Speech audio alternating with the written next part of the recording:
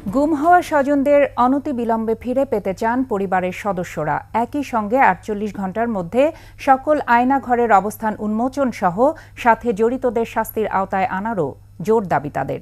রাজধানীতে crime reporters association মিলনায়তনে বাংলাদেশ গুম পরিবার আয়োজিত সংবাদ সম্মেলনে স্বজনহারাদের কণ্ঠে উঠে আসে এসব দাবি। বিস্তারিত তরিকুল ইসলামের রিপোর্টে।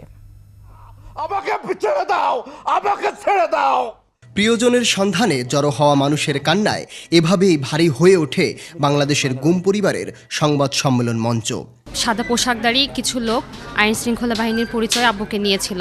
আমার উপস্থিতি আমার ছেলেকে র‍্যাব 10 পরিচয় দিয়ে নিয়ে যায়। 250-টিরও বেশি ডিজাইন অপশন নিয়ে ওয়ালটন স্মার্ট ফ্রিজ, বোঝে আপনার প্রয়োজন। গুম হয়ে যাওয়া মানুষগুলোকে ফিরে পাওয়ার আকুতির পাশাপাশি জোর দাবি উচ্চারিত হয় তাদের কণ্ঠে। আমরা কোনো সুষ্ঠু বিচার পাইনি। আমি চাই এখন আমার বাবা যাতে সুন্দরভাবে যদি বেঁচে থাকে আর যদি মারাও যায় সেটাও আমরা জানতে চাই। আমার মনের একটা আবেগ ছিল যে ওনারা যদি যেই তো বলছে ছেড়ে দিবে, ছেড়ে দিলে ওকে আমি যা পারি 2 লাখ 3 লাখ যা পারি আমি তাদেরকে সম্মান করব। ৪৮ ঘণ্টার ভিতর আয়নাঘর উন্মোচন না করা হলে কঠোর কর্মসূচিরও হুঁশিয়ারি তাদের। এই নরপশুদেরকে যে অবস্থায় হোক এদের আইন আদালতে এনে এদেরকে জনসম্মুখে এদের ফাঁসির দাবি করছি, এদেরকে ফাঁসি দেওয়া হোক। গুমের শিকার ভুক্তভোগী পরিবারগুলোর জন্য আর্থিক সহায়তারও দাবি জানানো হয়।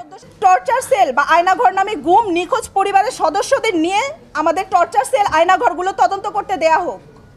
আমরা নিজ চোখে বাংলাদেশে কোথায় কোথায় আছে এগুলো সচক্ষে দেখতে চাই আমরা। গত ২৭ আগস্ট অন্তর্বর্তী সরকার ৫ সদস্যের কমিটি করে ৪৫ দিনের মধ্যে প্রতিবেদন জমা দেওয়ার নির্দেশ দেয়।